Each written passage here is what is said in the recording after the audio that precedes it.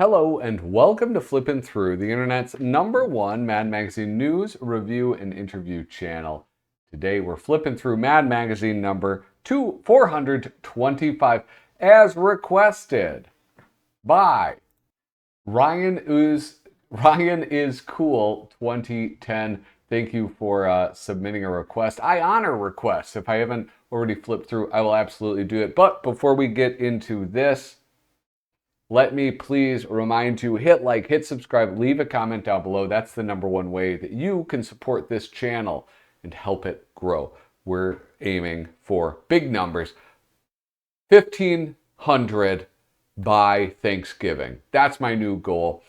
Real quick, I'm sorry, I just listened to a recent video and it's so echoey in here and I'm working on it. I bought the paint, still haven't painted it because I'm just too busy. So thanks for bearing with me and dealing with the echoey, shitty sound.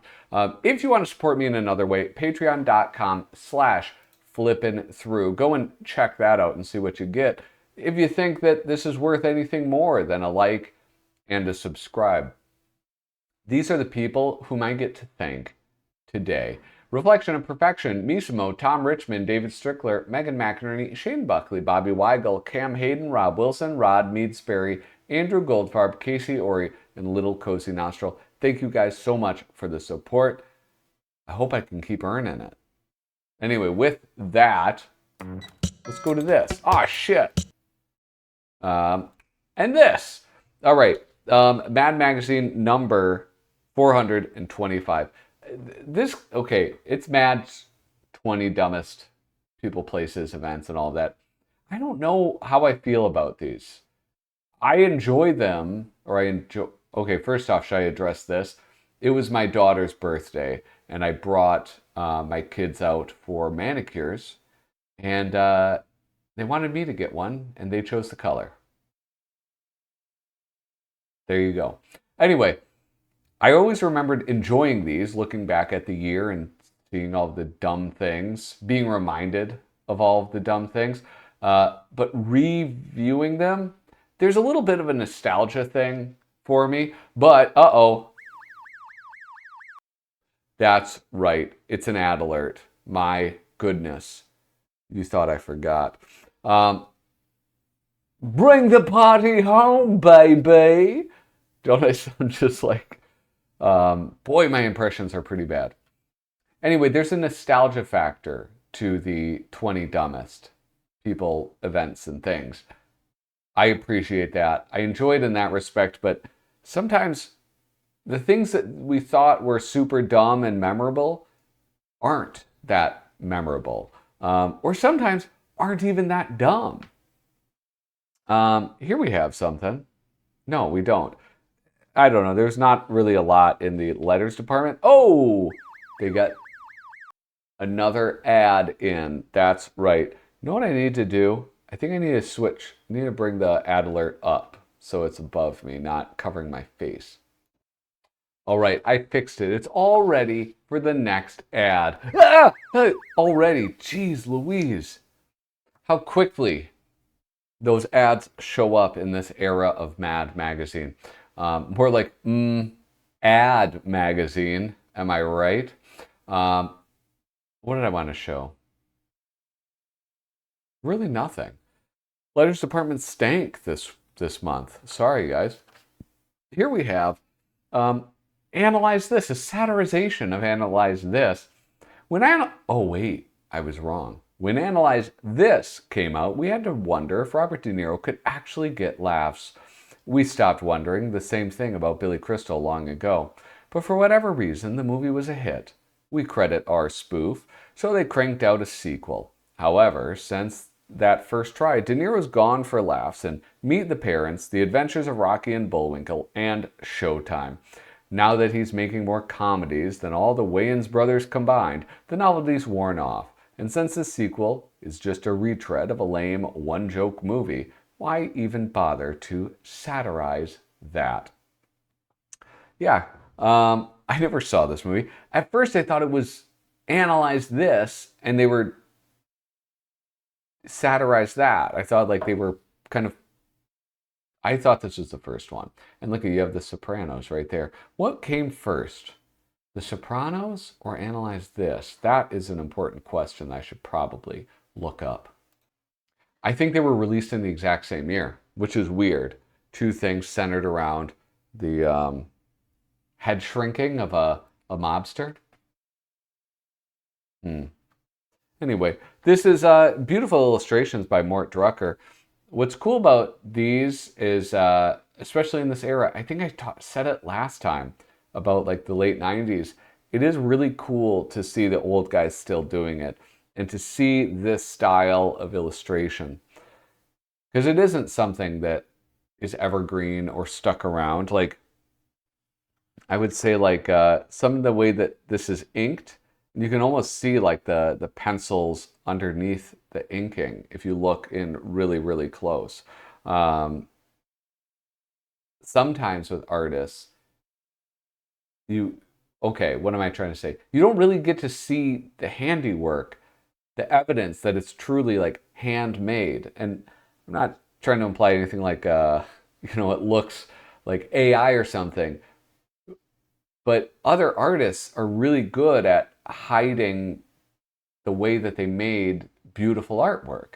But I like the way Mort Drucker, you can see like the little pen marks where, with the nib where it like went maybe a little harder and then a little softer. What is that, variation of line weight or something? I don't know. Maybe somebody who knows more than I do can comment down below. There's probably quite a few of you. Anyway, this is cool. Hey, there's a butt. But this is even more fun. A Mad exclusive, George W. Bush's notes from his last cabinet meeting.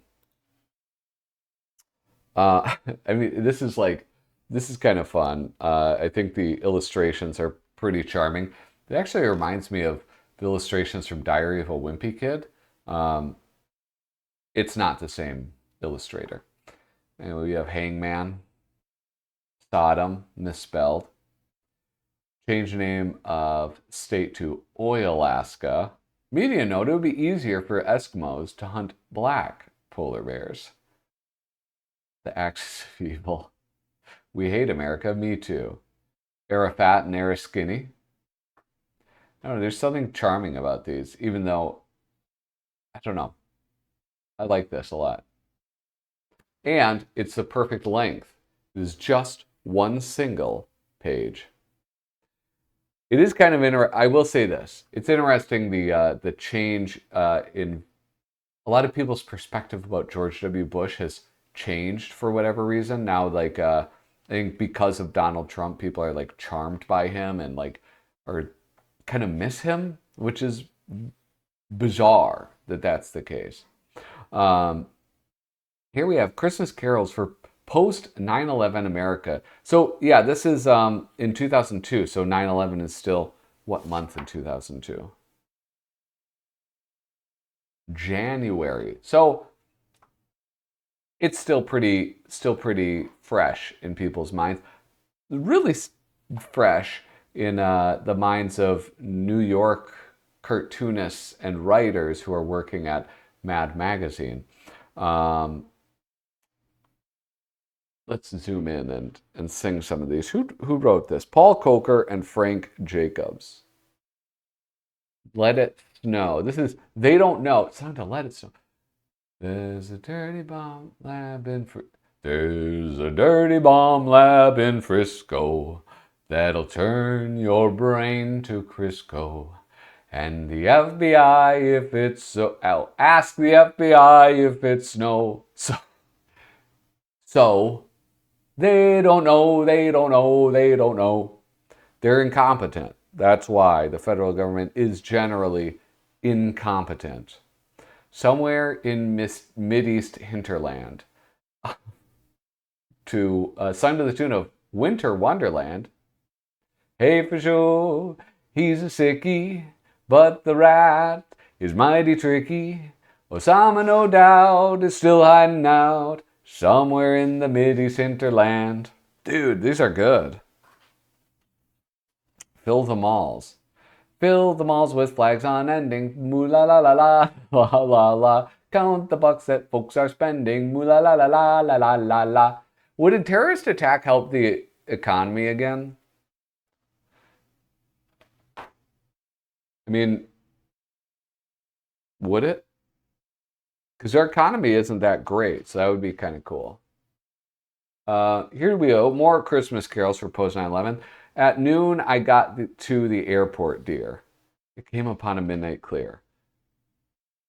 Abu Raf may be in your town, which is Santa Claus is coming to town. Paul Coker Jr. is a great artist for this stuff because there is something nostalgic about his art style. He has that fun 70s style, and it's perfect for old Christmas carols reimagined for 9/11. Oh, I wanted to zoom in on this. Duke Bissell's Tales of Undisputed Interest. This is one of those that, I mean, I don't know that I ever really have gone through one of these in a flip through. So this is by P.C. Vey. He also did Oy Vey on the Fundolini pages. While coming home late one night, I found my neighbor dead in the hall. He looked fine this morning. So I got on the horn to the police right away. Hello, police? I didn't do it. But in the end, there was an unfortunate mix-up.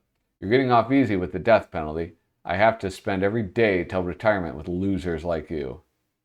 Who's going to take care of my stamp collection?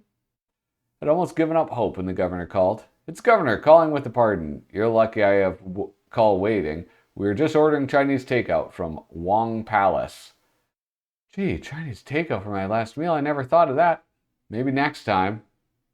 When I got back to my apartment, it had already been rented. I thought you were dead. Faking my death and pinning it on you was the only way I could get you out of the way so I could get your apartment. You know it has a much better view. Luckily, his apartment was still available, so I moved right in. This view isn't so bad. I don't know. Kind of fun. But it works. Reading this works about as well as explaining a funny situation to a friend, where you wind up just being like, you had to be there. I enjoyed it. You had to be there, though. Monroe and Wedded Bliss. Now, with the Potter ZB podcast, we're going through every single issue of Monroe. But this is wonderful because this is the one where Monroe's parents get back together. Yeah, that's right. Oh, Bill Ray's artwork is so good. And look at this, you can see. You know when they scan stuff, like you can either have it be a scan where it like turns all blacks equal black or not. But that didn't happen here. So you can see like he had the little Zipatone or Duo to Craft Tint, whatever.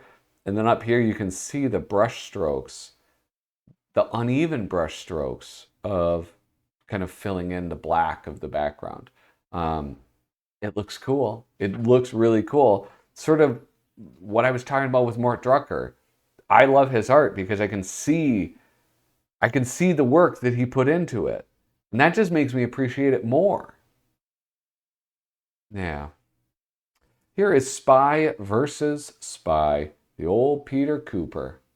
The Kuper Scooper.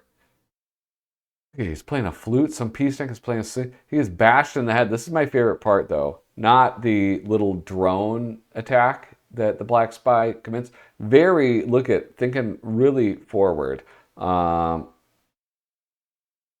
a drone attack on him. But he really did get hit in the head. He has a lump on his head. That's not good. Up next, we have the Lord of the Rings and Two Towers outtakes. I don't know what to say, but this is like one of my least favorite things. I know I say it every time, but taking a photo and just writing something funny over it, it's not actually very funny. As it turns out, not very funny. Here we have Ekbay. Man, it's Ekbay item of the month. Pamela Anderson's breast implants. Now, this is my favorite part. Scott Burchard did the artwork. Is that her implants have nipples. It's almost as though they just sliced her fake breasts off to sell them. But the seller is Boobs for Bimbos, 36 Double D. The high bid is Dirty Old Man, paying currently $2,382.56. Yeah. I love eBay. eBay is one of the best things. Whoa, what's this? The first, the best, the few? Huh, I wonder, what could this be? It's an ad. It's an ad, a 4-page ad, right? Yeah, no, 3-page ad for Magic the Gathering. What is bad ad? Why, this doesn't get me to want to play Magic the Gathering. And I actually like Magic the Gathering.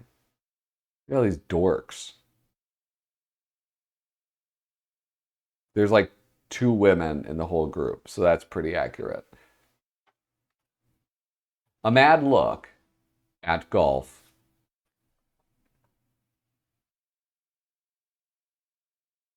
Let's zoom a doom doom.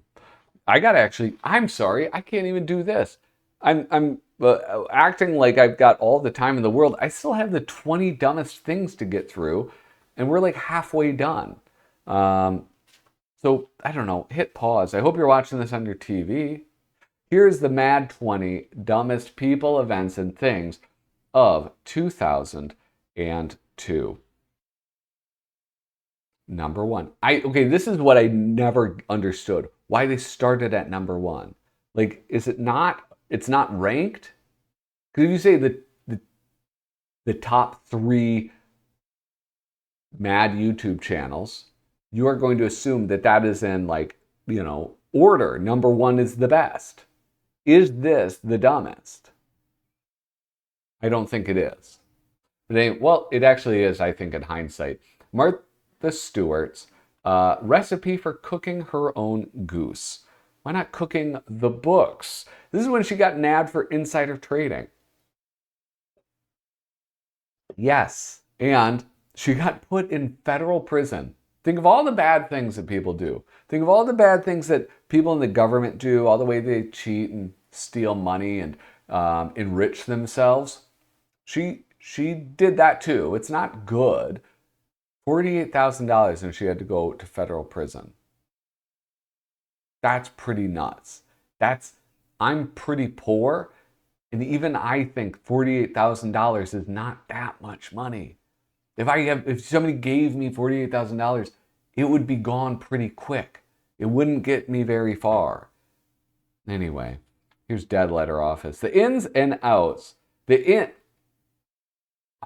INS sends visas to 9/11 terrorists. What can we say about a government agency charged with protecting our borders that actually invites terrorists into our country? That it's incompetent? Stupid beyond description, a threat to national security itself, but perhaps we're being too hard on the Immigration and Naturalization Service. After all, the September 11th hijackers they issued student visas to were already dead and in no position to harm us again. Besides, in the wake of this embarrassing scandal, the INS had promised sweeping changes. We can just imagine what those boneheads have in store. Wait, did they give the visas? Did the paperwork go through after the attack happened? What I say earlier, pretty incompetent. This one is very interesting because I didn't remember this at all. I don't follow much fighting all that closely. Mike Tyson once had it all. A thriving career, a beautiful wife, fabulous riches, and even a semblance of his sanity. But somewhere along the way, poor squeaky-voiced Mike took a few too many blows to the head, and his life turned into the most ridiculous boxing saga since Rocky V. That's Rocky V is when hey Tommy, one more round. He mentors Tommy Guns, and it ends with him having a street fight with Tommy Guns. It was horrible. Rocky Balboa really made up for that. Yeah. Wait, yeah, that was 5. Rocky 4 was... Anyway. Tyson attacked Lennox Lewis at a press conference announcing their fight, but then inexplicably failed to attack him during their actual fight. In fact, Iron Mike was so thoroughly humiliated, his boxing career is effectively over. We're guessing he won't be able to reinvent himself as a cuddly George Foreman-style infomercial pitchman, but the results will sure be entertaining if he tries. That didn't age too well. He absolutely did. He's a beloved pop icon. I don't know what you would call him, but he managed to do it. So you're having to eat crow. Here we have the Anna Nicole show. Herman Mejia's artwork is just, chef's kiss. That's what the kids do. I don't care. American Idol. The Israel-Palestine conflict. Oh, this is too soon. Oh wait, it's been going on for decades and decades. But yeah, it's just like I don't know. It's a bummer considering what the past year has been like. I have opinions, but you're not here for opinions. You're here for Mad Magazine. Leave a comment down below if you are here for Mad Magazine. Corporate corruption, white-collar slime. I have no idea what this one is. And I'm not going to read it. I just like Grand Theft Auto. Olympic figure skating, the age of deceit. Ultimately, the scandal involved high-ranking Olympic Committee members, the Russian mafia, and, according to at least one conspiracy website, the official Olympic mascot, Powder, the snowshoe hare. The end result of the whole mess was that a second set of gold medals was created for the shafted Canadian team, a solution even more awkward and precarious than anything in the award-winning Russian routine. I might have to look that up. I just looked it up. I don't know. Sounds like everybody's a bunch of babies. Here we have the color-coded warning system, Homeland Security. I remember this very well. Yeah, not great. Anyway, in case, I'm going to do this one because I'm a Catholic and, I always complain, but I don't know. I feel like if I didn't show this one, I'd be letting my bias get in the way. The Catholic Church sex abuse cover-up, the sins of our fathers. For years, the Catholic Church has been warning us about the societal dangers of our nation's youth. Who knew that the biggest danger to kids came from their own perverted priests, who were more interested in the body of altar boy Timmy than the body of Christ? The sickeningly smug bishops and cardinals, such as Boston's Cardinal Bernard Law, made the disastrous situation even more disastrous with their loathsome policy of deny, deny, deny, while quietly shipping the horny holy men from unsuspecting parish to unsuspecting parish, warning to all altar boys, next time a priest advises you to turn the other cheek, run. I mean, it's unacceptable that happened. That's all. I don't know. Don't have anything funny to say. It's just a tragedy. Yeah. Here we are. John Ashcroft's tips. Ain't life a snitch? Question, what's the best way to protect our freedom-loving way of life from terrorists? Answer, strip us of our civil liberties. Such is the nonsensically un-American thinking of Attorney General John Big Brother Ashcroft.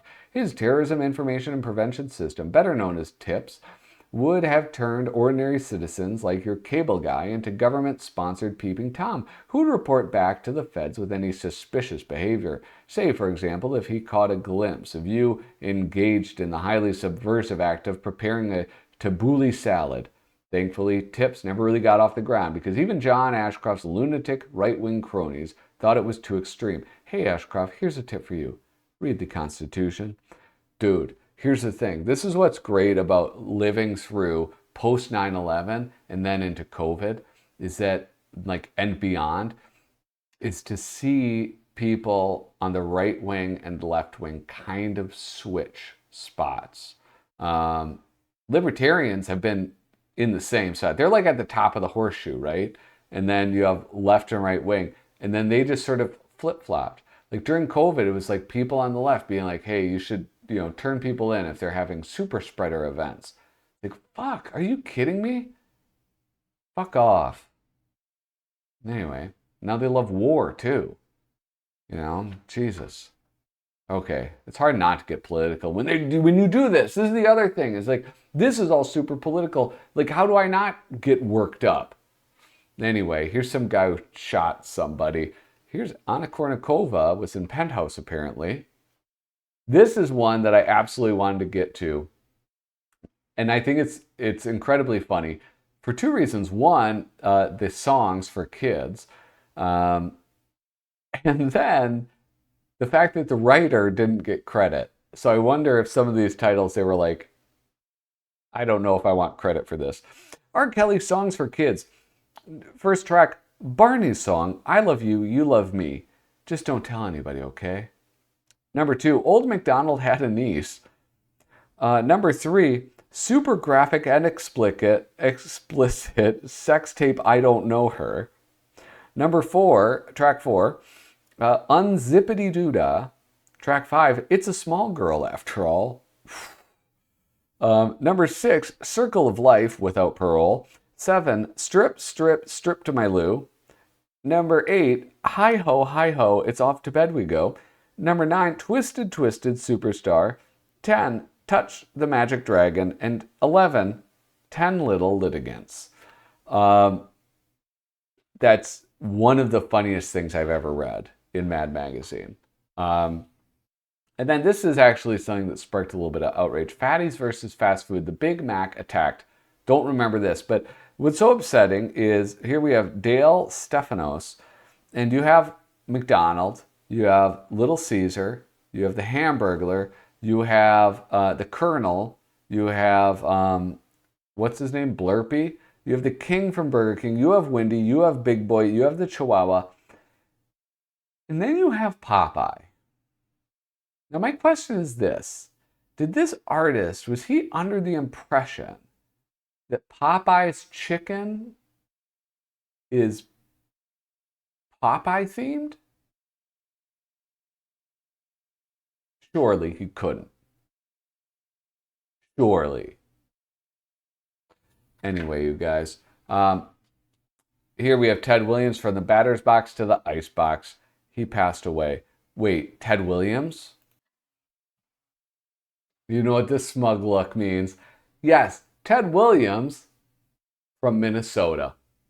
Maybe he's not from Minnesota, but he spent time in Minnesota playing baseball. So, as you guys know, the Minnesotans' rule is if anybody spends a significant amount of time in Minnesota, they are Minnesotan.